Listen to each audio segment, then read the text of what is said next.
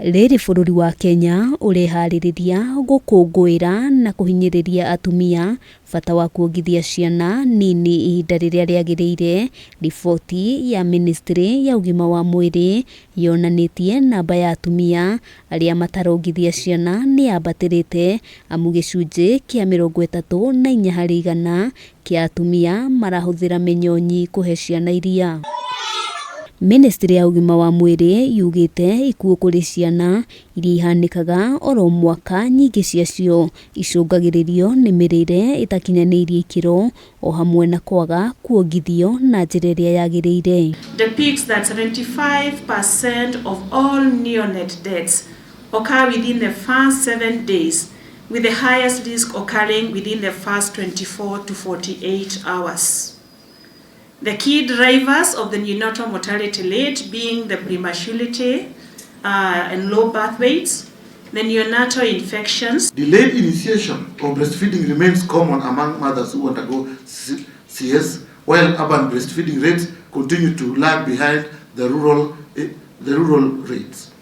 Ona kũrĩ ũguo ministry ĩranĩire kwarĩra mĩtaratara mĩkinyanĩru ya gũteithĩrĩria ciana iria itakoragwo na mweke wa kuonga iria rĩa nyondo kũrũmĩrĩra aciari ao gũkorwo magũmĩirwo nĩ mathĩna matiganĩte. Breast milk varies depending on the duration on the postnatal age after delivery.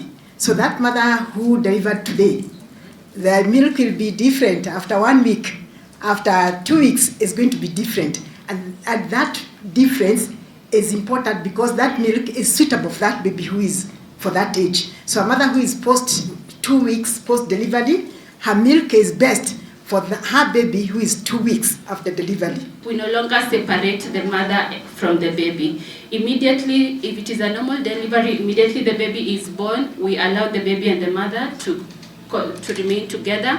We establish immediate skin-to-skin contact and initiate early breastfeeding immediately. Ũgũkinyĩria rĩu thibitarĩ wa Pumwani noguo ũrĩ na thito ya kũiga iria rĩrĩa rĩhũthĩkaga gũteithĩrĩria ciana iria aciari ao matarĩ na ũhoti wa kũruta iria rĩiganu ona kana kũhũra njeki ciana iria aciari ao marĩkĩtie gũkua. There is recruitment and the screening tests.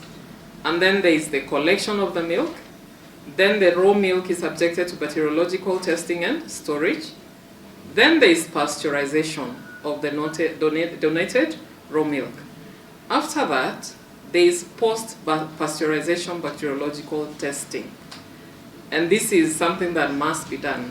Ngĩribotera Kameme TV, Getwo wa Mbui wa Njũgũna.